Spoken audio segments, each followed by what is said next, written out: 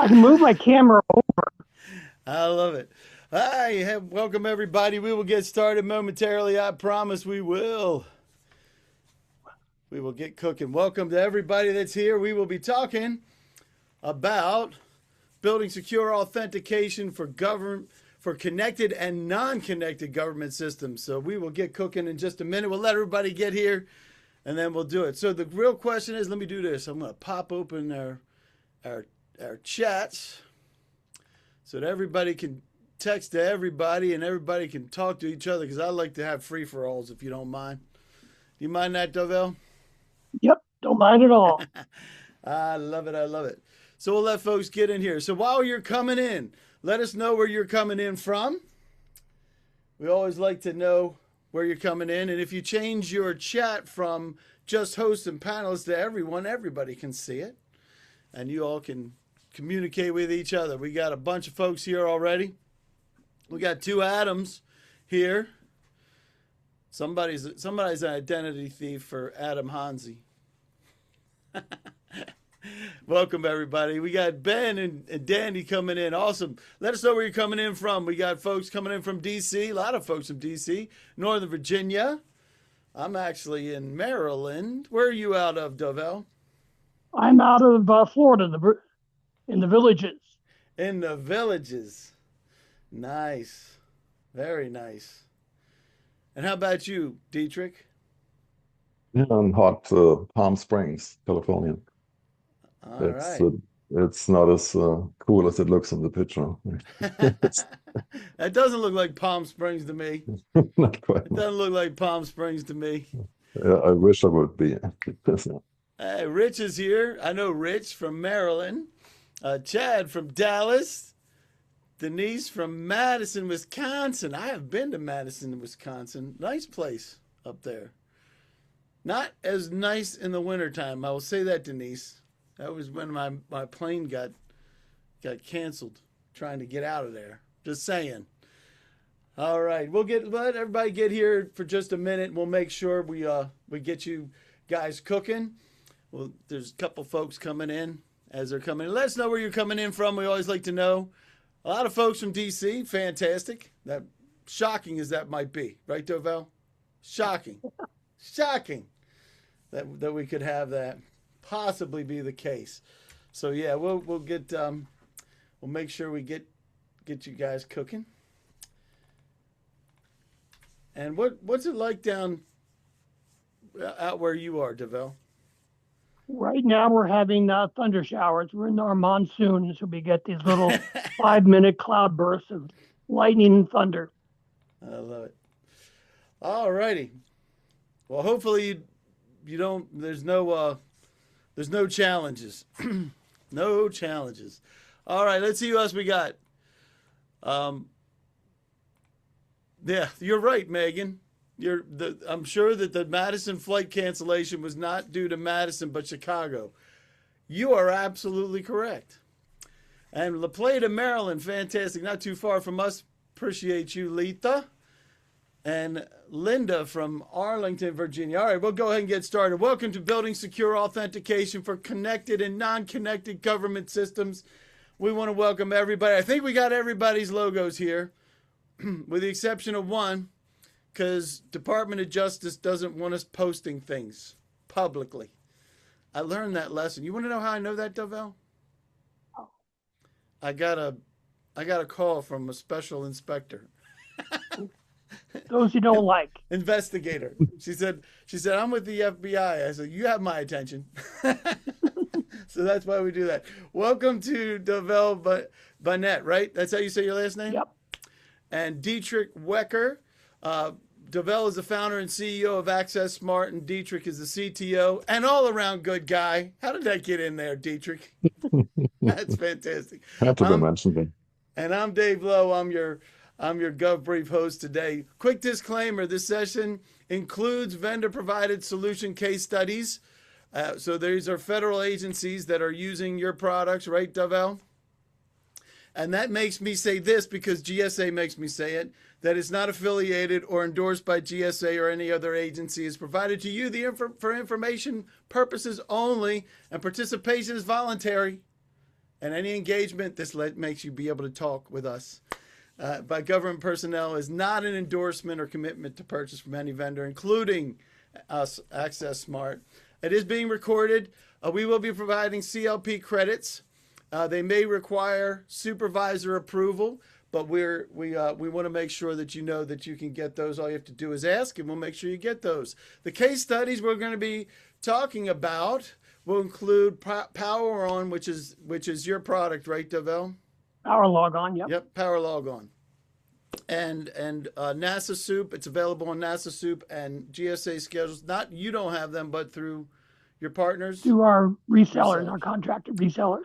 Love it. Love it. Participation is easy. We're going to put the docs into the chat in just a minute, and you can ask questions whenever you want. You can raise your hand. If you have a microphone, we'll unmute you. We love those, don't we, Devel? Love that.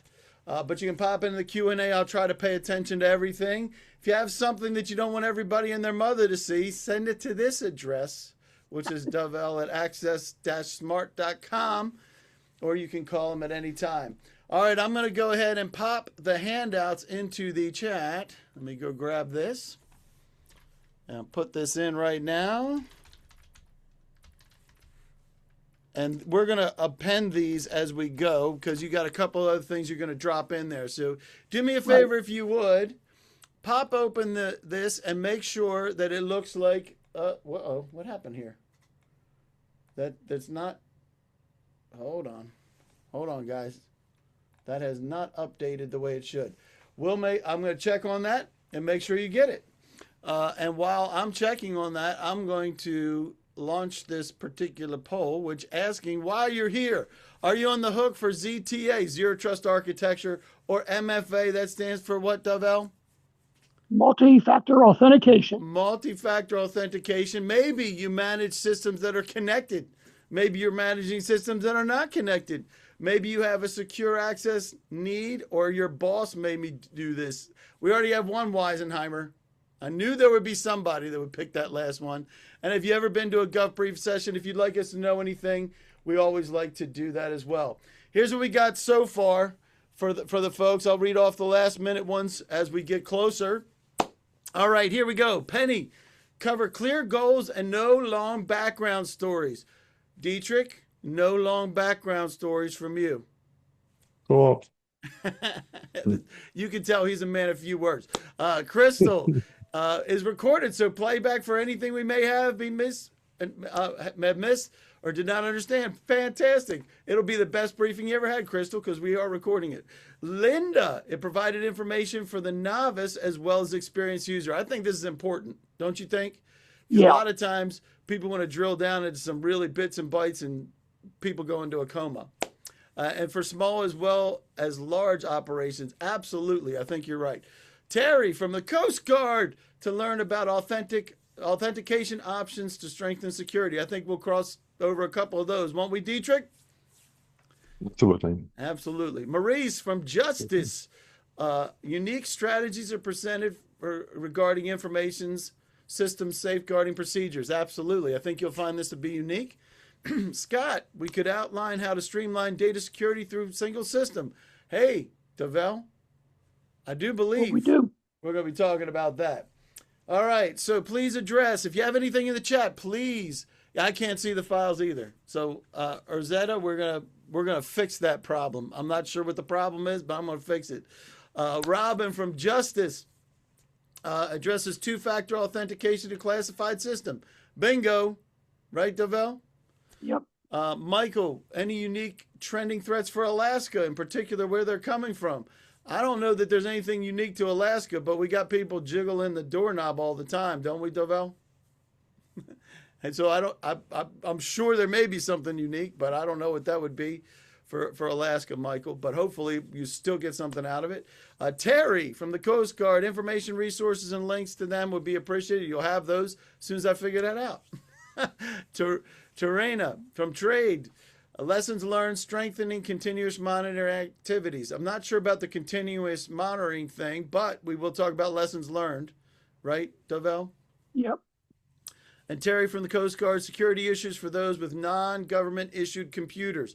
Are we going to dabble in that at all? for non-government issued?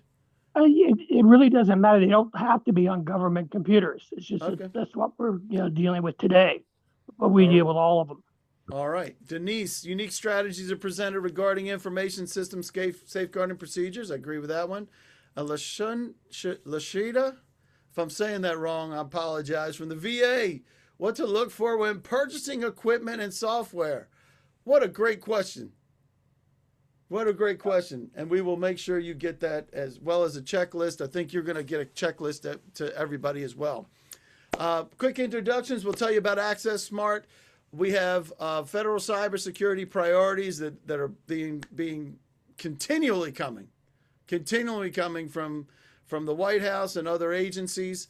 Authentication challenges, we'll talk about those. We'll get into a couple of case studies, as we mentioned, with HHS and the Air Force specifically. And then we'll get into some of the technologies we're talking about to keep things secure, some best practices for you that you can walk away with today. And then anything else you guys would like to talk about, we want to make sure we incorporate that into this. Like I mentioned, we're going to be talking about Power Logon and Power Logon COA. What's the COA stand for, Dovell? Certificate-based Offline authentication. offline authentication. Everybody, this is not AI. Did you know that? That's how you know. All right, fantastic. So you started back in 2005, Dovell. Tell us a little bit about why you started Access Smart. Well, I've been in the smart card industry since the 90s, and I was contacted when I was a consultant by a company called Motorola in Dahl, and they had a customer that had gotten a security breach, and they wanted to go and make their ID badge to do both log on to their computer as well as get them into the building. And Motorola didn't know how to do it. I did. So I got hired. The software company you might have heard of was a little one startup called Microsoft. No, I never and they heard of it. had their source code of Windows 98 stolen. Awesome. And so I came up with the first combination card. They used a contact smart card with PKI on it and physical access. And then in 2005, decided that passwords are secure and we're going to go off and do this ourselves. So now I love this part about the data breaches, because I actually got into this world a little bit way back when I got into the federal world, came in from the data breach remediation world. And it's usually not the system itself, is it, Dovell? It's usually getting in. Yeah, the problems that we create. It's usually a picnic problem. Anybody know what a picnic problem is? A problem in the chair, not the computer. So there you go. I'm here all week, everybody. About Access Smart, we talked about that. Let's get into some of the cybersecurity priorities. We have several executive orders so that everybody knows that this is not a political thing, right? It's across all the different presidents. Every president that you see here, we have Obama, we have Trump 1, we have Biden, and we have Trump 2. All of those are dealing with cybersecurity priorities as we learn more about things. So we have, those will be in the handouts. I promise that we'll have those for you momentarily. And the latest NIST updates that you'll be able to check out if you want. All of these, NIST is pretty much taking the role of laying out the security, what the security protocols are, requiring it of the government, requiring it of industry as well. We will be talking specifically today about Executive Order 14028, which includes zero trust architecture and multi-factor authentication. So for your own references, you can go back on this. You can read as much as you want. There's plenty out there. Right, Dovell? Yeah. There's plenty out there. All right, I'm going to end this poll, and I'm going to share that with you real quick. We have a couple of folks that are on the hook for ZTA. We have 3 that are managing connected systems and 3 that are managing non-connected systems. So that'll be very interesting to hear your feedback. We have 73% have a security access need. Shocking, That's a shocking statistic. And a couple of people the boss made you come. And let me make sure I have, if there's anything in here that anybody wanted me to read. Let's see. Curious about options. That was the old. That's the that was the response for that. All right. So now let's ask this question: is multi-factor authentication a requirement for the systems that you work on? So that's our poll right now, and that's a yes or no. And maybe you don't know what MFA is. If you don't, we'll talk a little bit about that, right, guys? All right. Let me get this cooking real quick. And boom. Here we go. Let me share this out for everybody to see. So we'll get through that. And we're going to dive right into zero trust architecture, because I think that really gives us the overview of what multi-factor authentication is supposed to solve. Would you agree with that, guys? Yeah. And I think the main line right there is never trust, always verify.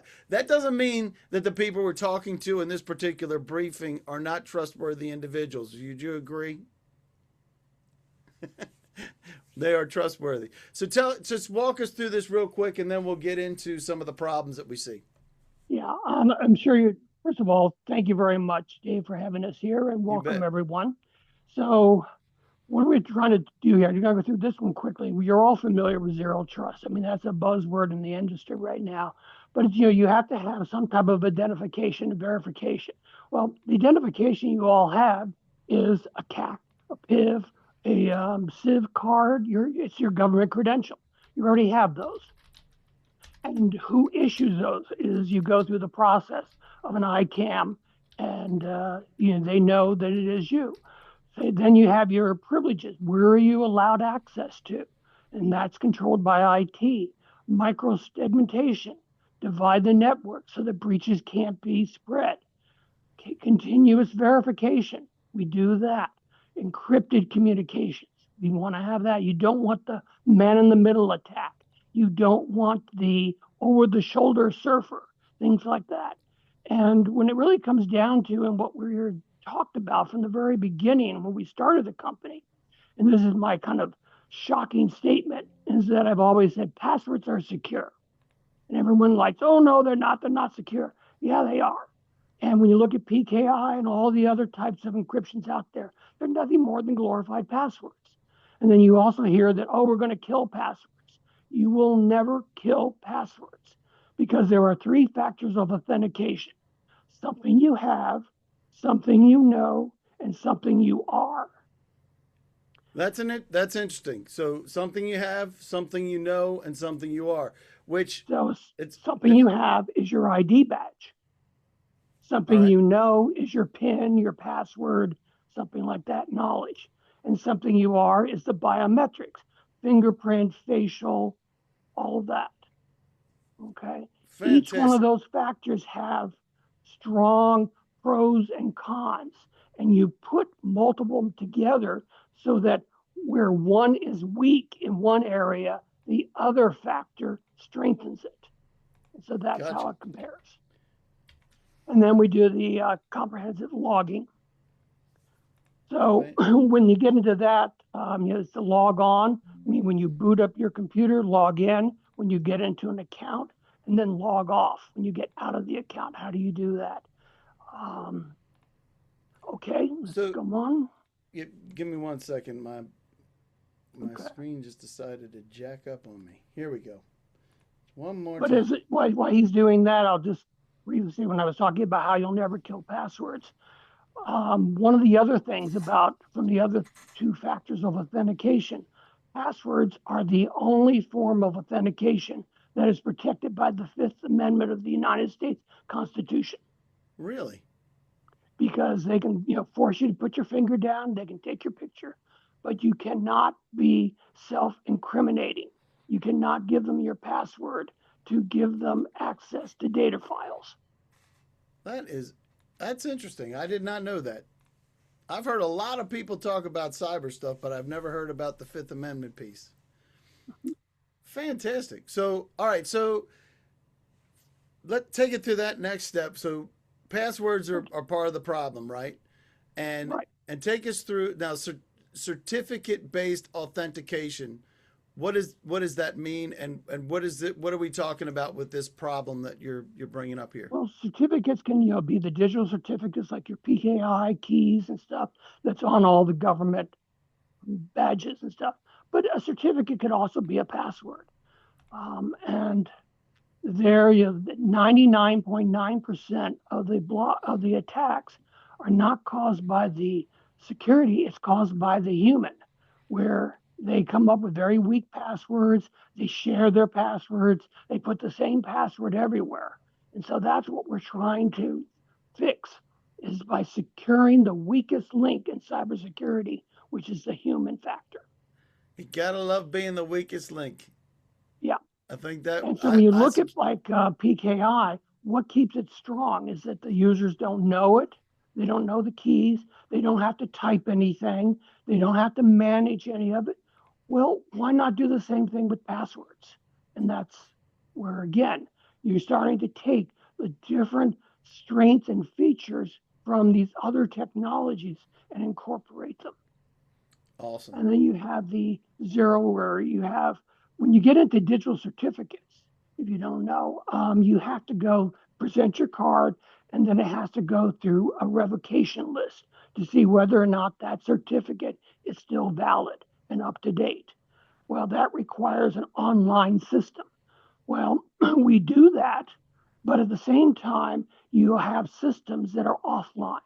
And one of the examples I had used in the past was, um, we have one where they were looking at a missile launcher, let's say. And this is, I'm making this up, but this is kind of gives you an example.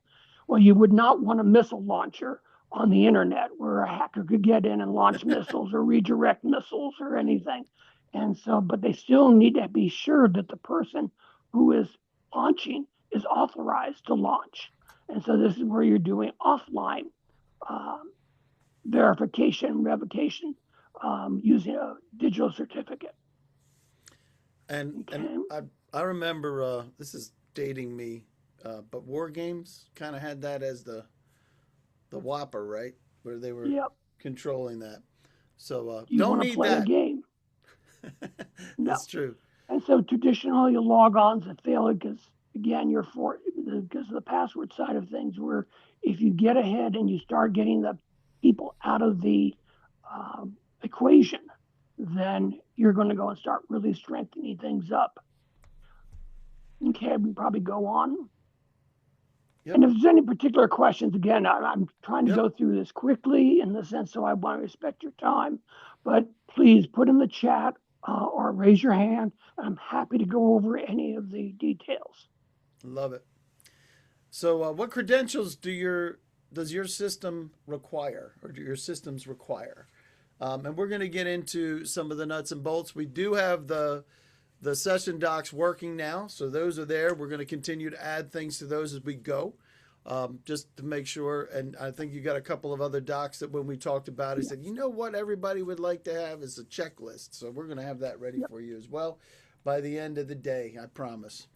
And that checklist will just list all the kinds of features you want to look for. So if Yep. you're looking at other products and other vendors, and I don't go and attack another company's products, because No. every product that, to me, it has its place. And so I don't want to badmouth another company. It's just trying to match the right technology for the problems you're trying to solve. Agreed on that.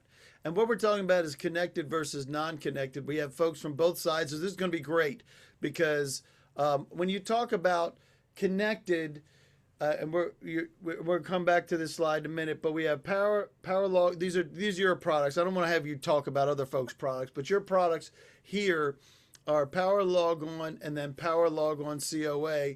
The COA being one that's not connected. Is that right? Yes, that is All right. offline. That's offline. So Mhm. when you look at these, your power log on. Let me make this a little bit bigger if that's all right. Take us through. I know there's a lot of stuff on this slide, and this is in the handout so that you can review this. But just take us roughly through how this works. Dietrich? I'd like to maybe walk you through. Yeah. So basically the key components here of the architecture. And now we're looking at the network solution. So power logon in networks, it could be connected, like connected to the internet. It could be not connected to the internet. There could be isolated networks, like air-gapped networks. So any of that, but nevertheless, so you have a network here. And so this power logon version is specific to that. So you have, as you see, there's those three components in this triangle. You have a Windows, like a server, which is called Power Logon Administrator, which is basically the clearinghouse for your authentication. So whenever a user presents the card to the card reader at the bottom there, to any client, the server actually will verify that card is legit, and also will prompt for a PIN. And then only if the PIN and the card is correct, it will grant access and actually transmit data to the client, which allows the client to log in, typically to a Windows machine, to Active Directory, to a standalone machine. There could be an Azure, this could be any type of machine. But it could also be like a logon to like a single sign-on type of application, websites, a VPN connection, or an RDP connection to remote computers. So it has all those capabilities, not just the primary logon, but also single sign-on. So the way this works is interesting, and I think that's the difference a little bit between Power Logon and most other competitors. So we're doing everything client-based. So you can see in the triangle at the bottom, the client receives a package from the server after the full authentication with an encrypted blob. Yeah. And that blob contains the logon information, allowing it to log on to whatever target you choose, like Windows 80, whatever, websites. So that means for you that actually you can install Power Logon in a matter of minutes or maybe 1 hour without changing anything to your infrastructure. So like your network stays the same, your trust relationships, your AD user accounts, everything stays the same. That's a huge advantage. So there's no intrusion into your system where we require you to change things or modify things under the hood, which you don't want. So it's completely separate from that. And that's basically, since it has this client-based architecture, so everything is client-based. But you can also see there's a database on top right, a SQL database. This could be like a database already in place, like a SQL instance in your system. And Power Logon can automatically hook onto that and create its own database, but use the same infrastructure. And this contains everything you need, like all the card data, the logon data, encrypted, and it will stay encrypted. So the database is never decrypted. So the data transmitted from the admin to the client will also stay encrypted and is additionally protected with a handshake and session keys and so on. So it's a very protected tunnel kind of, but then it's opened up on the client only to do this one task at a time. So never all at once. So it's only decryption for whatever we need to do right now is encrypted, but nothing else. So that's a quick overview. I could talk, for another hour on this, but maybe we can switch to the next slide. Yep. So that's on the left-hand side. So on the right-hand side is the non-connected. So we have folks here that are in the non-connected. Take us through what that looks like, because are we still controlling that? How does it get controlled? Like you mentioned, it's coming from the client base. How does it get controlled now? Well, the big difference is now basically, so you have no network, not even internal network, just a single machine. So there's no server, of course, because you couldn't connect to it. And so this shows basically the internal architecture. So you have your Windows subsystem, Windows 10, 11, internal functions that are already there. So we use, of course, the resource manager and all the encryption technology that's built into Windows. And of course, there are Windows versions that are FIPS 140-3 certified. So you have to watch out which Windows versions are you using. On top, so the PowerLogon client layers on top and uses those functions. But what's really significant here is basically the card itself. So on the card on the right, you see that card has a certificate. It's typically your PIF CAC card. You already have a certificate on the card. And that certificate actually is not just a bunch of text data, which it is, but it also has an associated key pair, public-private key pair for PKI. And the private key is actually secured by the card itself. So that chip on the card holds the private key, so you can never read it, retrieve it, copy it, modify it. It's completely sealed, can only be used for authentication purposes.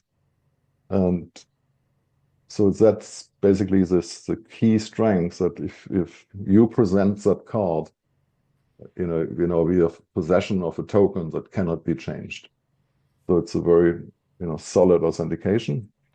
And of course, it's the same if you use it on an online system, but the trick is now PowerLogon can do that offline and still use the full strength of the PKI key. So we actually, so only with this private key on the card can you decrypt the information correct for correct authentication and continue. And so that's in essence what it does. It's quite unique. I don't think so many products like PowerLogon who can do that. And the nice thing is now we have both worlds. So we have the connected or the network world, and we have the totally isolated or air-gapped world, and can do both. And most folks are familiar with like the connected world, right? We're going to use two different case studies, one with HHS and one with the Air Force. So the connected one is typical, right? You have your CAC card, or let me do this real quick because I think let's show what everybody has. They have CAC, 50% have CAC, 100% have PIV, and then 20% physical, if that was spelled right, and then Dunkin' Donuts loyalty card. So that's the Weisenheimer that's out there. So, but that was a great question. Devel came up with that one, by the way. That was awesome. So, but for the folks that are, but we could do it. Yeah. That's the thing. We could do it. I may or may not have gotten on a plane before with a Costco card because I forgot my license for some. Anyway. We digress. Back on track. PowerLog on the left-hand side. HHS. What happens there? It's the same typical thing that we would normally see, right, Devel? Yeah. And it was a typical environment, but they had a large number of employees, each in part of their cyber labs. Each employee had access to different groups of computers and servers, and they had like 700 servers. And so they needed a way where they could log in there very easily. But what they were doing prior to our system, they were writing all their passwords down. No. They were putting them all into an Excel spreadsheet. Were those on sticky notes too? Just sticky for convenience? Notes. Yep. Or they were sharing, and there was no way that the cyber labs were able to confirm that it really was Joe that got into the server and not Mary, because there was no audit trail. Right on. So then they had all the different requirements that they need to meet. And so they looked at our system, and we were able to put that whole thing together. And it only took them 3 days to install and deploy. That's awesome. So Rich is asking, does PowerLogon require or can it be configured to establish trust from a government IDP? IDP? Hang on a second. I think I know what I need to do.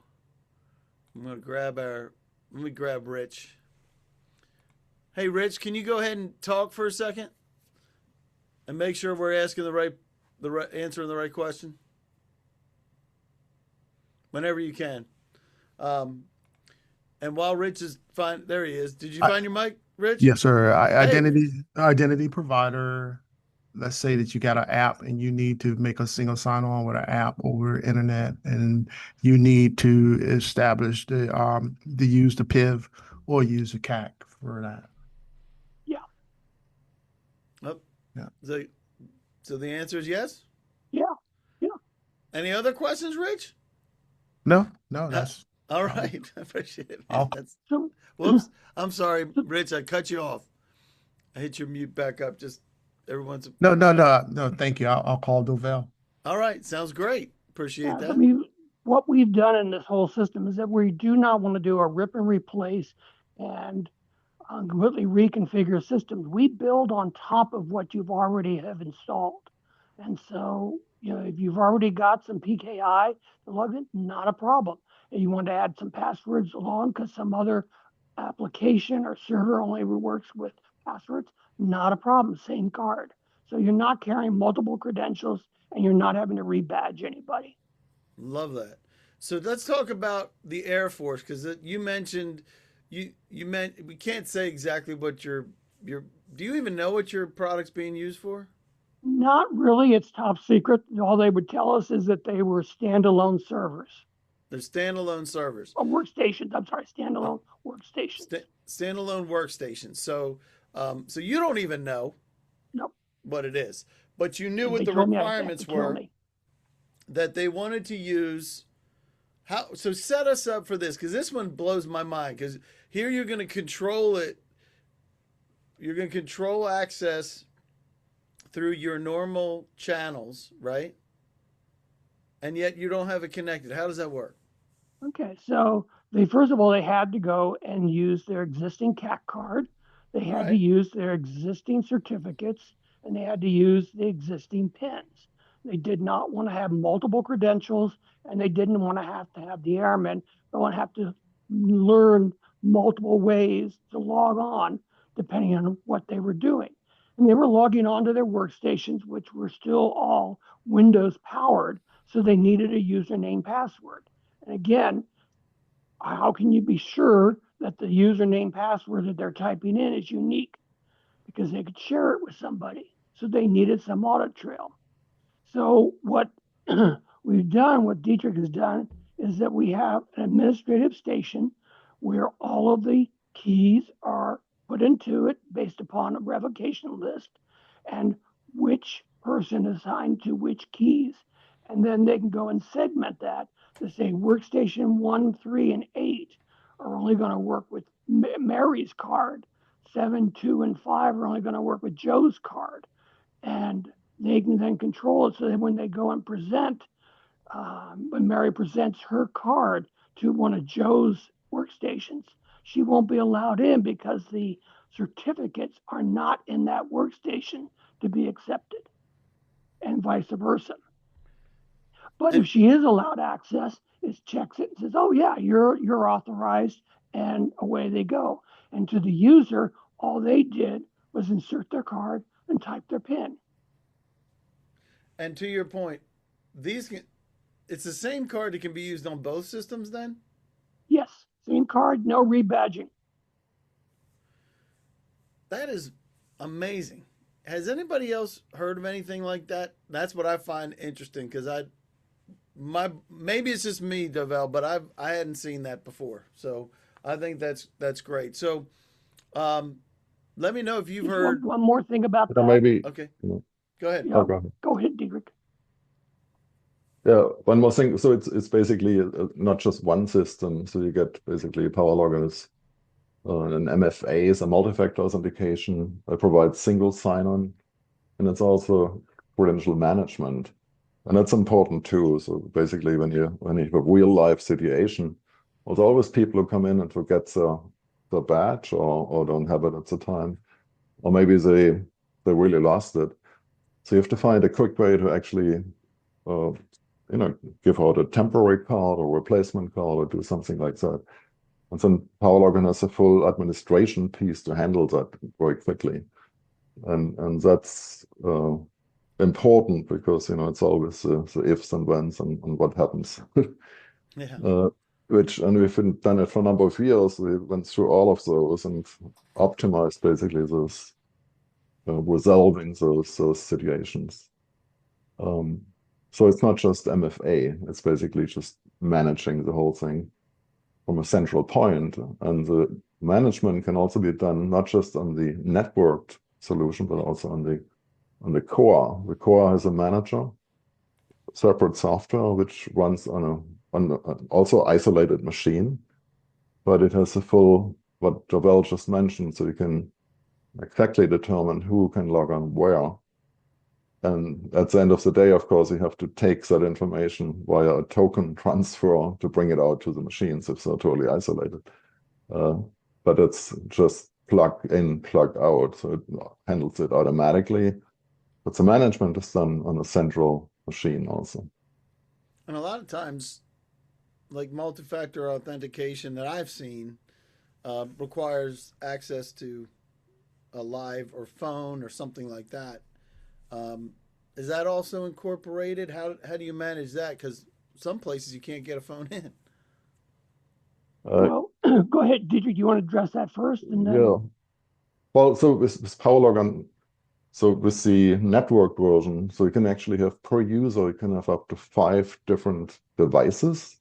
And a device could be a card, it could be a secondary card, it could be a token, like a USB token, or it could be a phone, or it could have all 5 different devices floating around.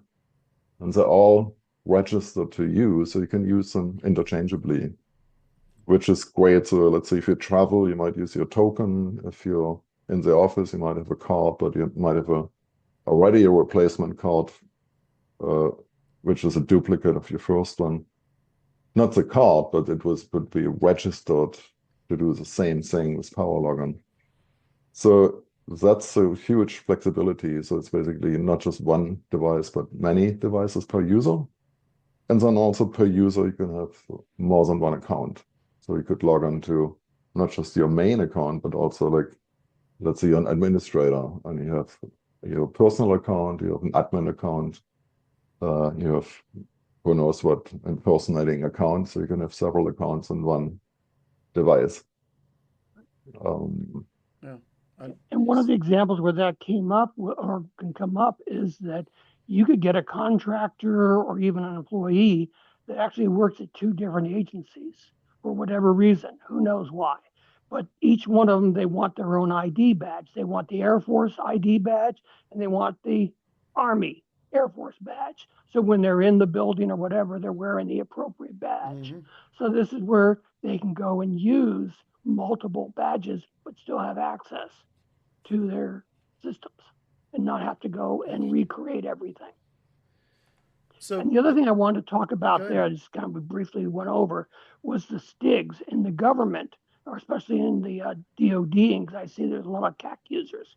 We went through a self-evaluation of STIGs, and we were able to pass it. So that was key to them for the offline system. And you kind of mentioned this before, and we're not going to spend a lot of time on this. You guys can review this on your own, but it works with your existing credentials, whatever they happen to be, right? Yep. And even a Dunkin' Donuts card. Even a Dunkin' Donuts card, even that. So when you get back into the flow of it, just walk us through this, because I think it's important to tie it right back to what it's supposed to do in zero trust architecture, because that's one of the biggest demands that any of the federal agencies have, and one of the biggest pain points that I've heard over the past several years. So go walk us through this one more time. So when you get into multi-factor authentication, I've told you what the 3 factors are. A lot of people, it comes up with, it's something I know, so I type in their password, and then they get a code on their phone, and they go and look at that. Well, the gatekeeper is not the device that has the number on it. The gatekeeper is the person that enters it to the computer. So it's the computer is the gatekeeper into the system.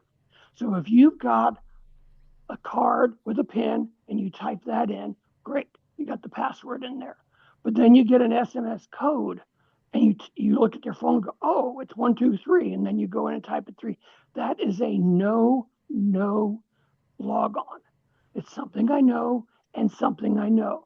That's not multi-factor authentication. That is referred to as two-step verification. And when you get down into a lot of these government security specs, two-step verification is not authorized as multi-factor authentication. Did everybody get that? Because I know a lot of us as vendors are logging into systems, and that's exactly what the system requires. Right. Just saying. Just saying. And you brought up earlier, there are places where you cannot have your smartphone to get that information. True. Or an email. There's no outside connectivity.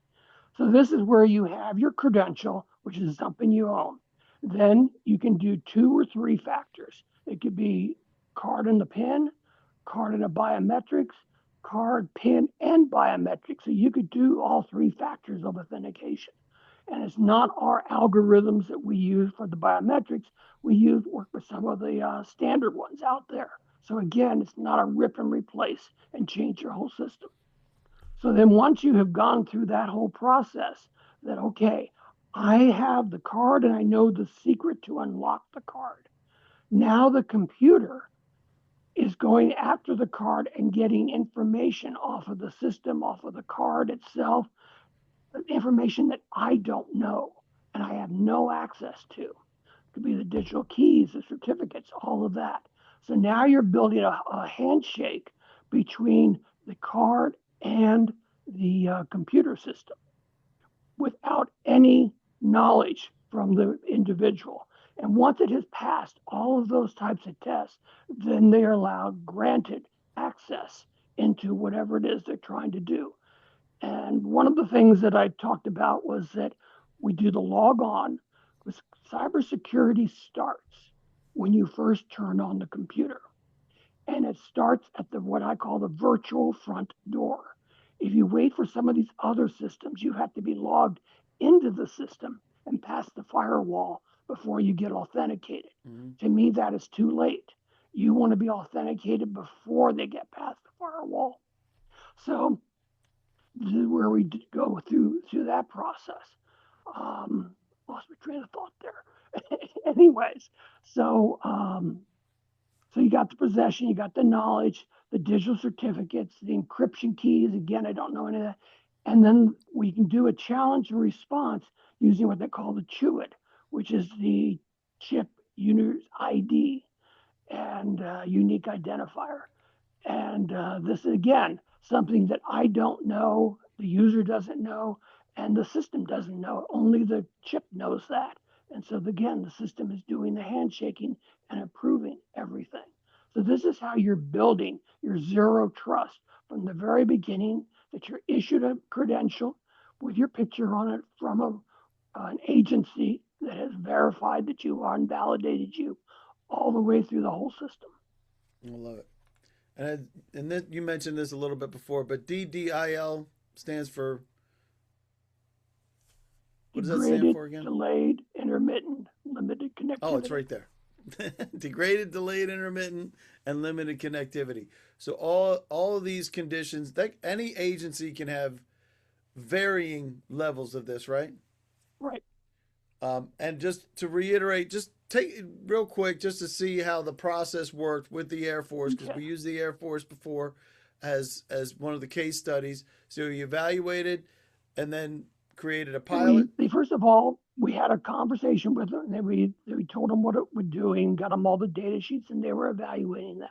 They said, yeah, we want to go ahead and test this. So we have a pilot software kit that includes just about everything they're going to need. Now, they don't need a card and they don't need a reader because they already had all of that. That's fine, but they had all the software with some temporary keys, licenses in there. And so then once they went ahead and they tested it, we got on the phone with them a few times. And, how about this? What if that? Blah, blah, blah, going on. And we helped them tweak the software to meet their exact requirements. It wasn't we had to redesign anything. We just had to show them this is where it works. So they got everything up and running. Once it's up and running, there's no more software to go and install or use. So now they went to the procurement. We don't sell directly to the government. We'd rather go through resellers, and they could be soup contractors, they could be GSA contractors, Mhm. whichever, because the government agencies already have relationships with these contractors. So why not go ahead and keep that in place instead of trying to build up a whole new system? I love And it. then once they got everything up and running, they procured it. We have been doing this since 2021, and they've got 2,700, over 2,700 airmen using the product. And every Fantastic. year they go and renew all of their licenses. And So the we're gonna. licenses, we just get them a new code, and they're back up and running within minutes. I love it. So, what computer architecture are you working on? Because we're going to talk a little bit about the different architectures now as we go through that, and just make sure everybody is checking all the right boxes, right? Go ahead, Rich. What do you got? You can unmute. Rich has his hand up. Oh, I'm sorry. I didn't mean to put my hand up, but Oh, I wanted to talk about like .NET applications and other applications and that type of thing, but I don't see that type of thing endpoints listed. I see like just, laptops and operating systems and things like that. Do we have the capability to use .NET applications and other internet apps? Yeah, I can maybe speak to that. So yes, so we talked about on the slide initially you mentioned, so you can log on to your machine, to Windows, to the network, but you can also single sign on to any application, .NET application, any website. And that's a totally different functionality, but it's all built in, so you get it all in one package. And so there's a learning mechanisms or recording mechanism where you can train it to basically learn to actually actively log on to an application. So you do it at one time as an admin, you click record, and the next time basically it will automatically launch it, automatically submit your username, password, whatever you need, could be several account name, whatever you need, and logs you in.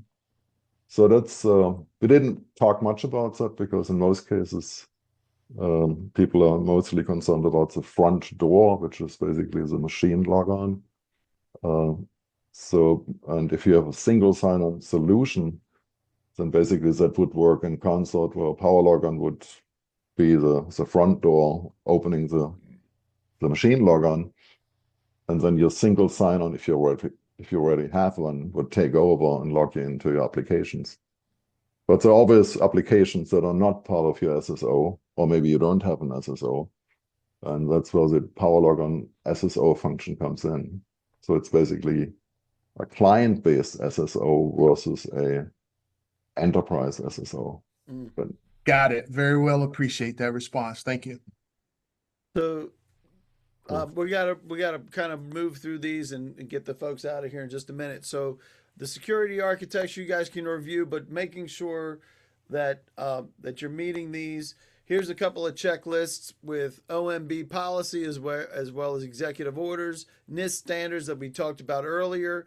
All of these need to be thought about, right, Dovel? Yeah. No matter what system they're using, if they use yours or somebody else's, they got to be able to solve these problems, as well as meeting the compliance and certifications that are required. Again, a lot of these are driven by NIST, but we also have things like HIPAA, right? And another type of securities. Some The of the best, IRS has their own unique spec. yeah, yes they do, don't they? And best practices for you folks that you can take away today. Make sure you have robust. If you're using passwords, they have to be robust, right? They're robust, and each password is unique to every single account you're going on to. So you don't have to have any worry about duplicate passwords. Which is why you have the human problem to begin with, right? Because I have certain passwords that I use depending on the systems that I'm operating under, right? And depending on the security of those systems, right? My banking is one thing versus, my Netflix account, right? So we all have those. But what I love about what you pointed out today, and I think everybody else is going to agree with this, is that one credential handles it all. And if you have multiple credentials, you can do that too, right? Is that what you said? Yep. And just as we're wrapping up what the process is, you mentioned this as well when you were doing the implementation for, I don't know if the HHS or the Air Force. It was pretty quick getting them up, right? Yeah. So the only thing that ever kind of slows us down is that the government servers have a lot of security that they have put in throughout the whole system. And so it's just trying to get around, not to get around it, but trying to understand what is it that they have put in place so that our system works through it. yep, And we do. I love it. And I find that incredible. There's a lot of folks that have the same problems that everybody does here.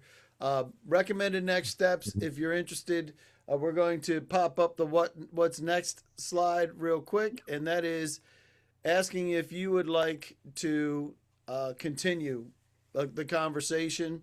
If you have a specific issue that you'd like to address, do you guys mind hopping on a Zoom or Teams meeting and talking with people about a specific issue? And it may or may not be, but we have some cyber experts here, and especially access in the cyber world. And if you'd like to schedule a demo, if you'd like to discuss a pilot, that's exactly what happened with the Air Force, right? With the HHS, I mean, they all did the same thing. Yep. We always start people off with a pilot. Yep. And I guess the other thing I was trying to remember to say, we talked about log on, and this is when you get into the front door and log on to the Windows operating system. Log in to your applications, your servers, your websites, whatever. But what a lot of the other systems like the SSL don't do is how do you securely log off? And that's just as key as important, because you don't want to have a system where the person walks away and leaves an open node into the network. So when the card is removed from the reader or from the network, you can set it up to do different things. One, do nothing if that's what you want, but lock the computer down, log the user off the system, shut down the computer and turn it off, or run custom scripts, put in sleep mode, things like that. So this is where we also think about the log off component of multi-factor of cybersecurity. Awesome. So yeah, we'll get to some final Q&A before we get you out of here, but we want to make sure we get you out very shortly so that you can get to that next meeting. And if you have anything that you don't want everybody else to see, some people are like cybersecurity freaks here, believe it or not, Devel, and they may not want everybody to know. So send it to that email address. As I mentioned earlier, you are under no obligation to purchase from any vendor, including Access Smart. But if you would like more information, if you would like to purchase, you can get it through Soup 6 holders. I'm sorry, I almost had the faux pas. There are new Soup 6 out there, GSA contract holders, and if your procurement people need a particular socioeconomic direction, not a problem. You will work with just about anybody, right? Yep. Devel?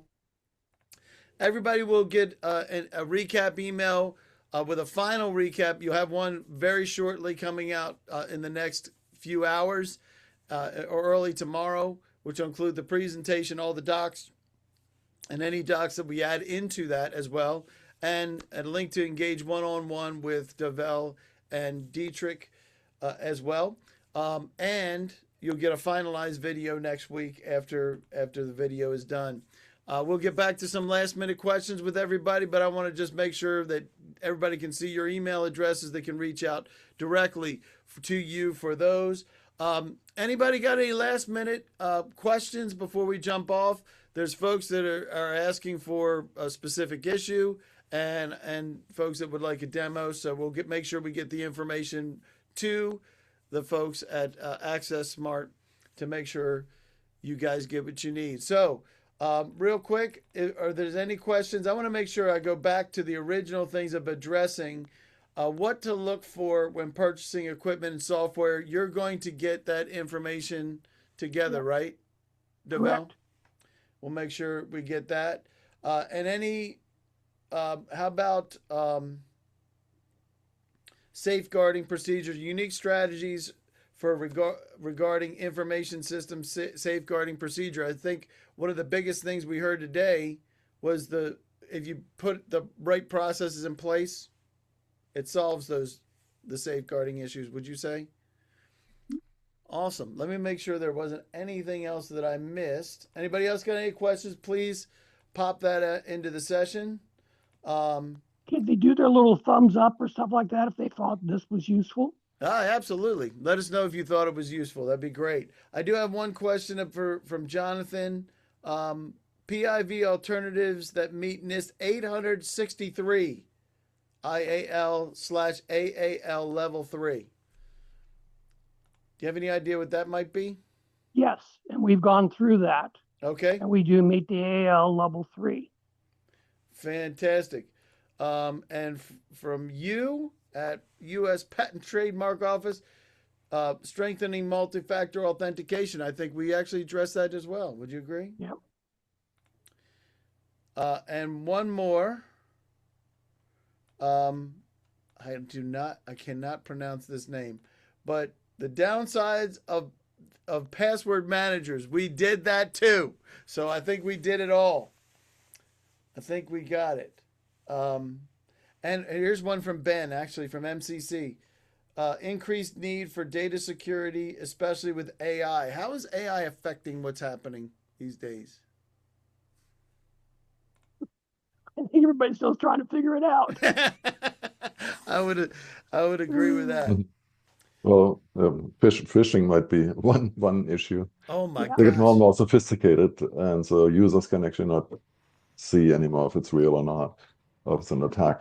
And so the way PowerLogin protects against it is, so if you use PowerLogin to log into a website, the URL is verified, so you cannot, it doesn't fall into the loop of a fake URL or something like that. So it's all registered with your password, your username, your information, and your card. And the other thing about AI is that if you keep the same password for a period of time, they're going to figure it out. Well, because of our system and the administrator, they can set it up to where people's passwords, which are now 80 characters long, gets changed every minute. Every minute. The new password. But as the user, you don't see it, you don't manage it, you don't do anything. You just insert your card and type your PIN. Wow, that's wild. You're welcome, Ben, and you're welcome, Edith. Thank you very much for your comments. You're welcome as well. Awesome. We're going to go ahead and get you guys out of here. Thank you very much for joining us today. Great job, guys. It's the first time on GovBrief. We appreciate you guys joining us. And very, very thumbs up. I tell you what, I love experts. Love hearing experts. And I think everybody else does too. So we appreciate you guys. Have a fantastic rest of the week, everybody. And if you have any questions, please. Penny says, very informative. Thank you very much. We appreciate that. You guys are awesome. And Penny, thanks for joining us. All right, guys, we're going to let everybody out of here. Thanks for sticking around for an extra couple minutes. Go tackle the rest of your day. Any last minute things from you, Dietrich? Well, thank you all for attending. Yep. How about you, Deval? Thank you. Thank you. It's a pleasure being able to work with you. Looking forward to it. Excellent. Thanks, guys. Appreciate you. We'll get you guys out. Great job. Thanks, guys. Bye-bye.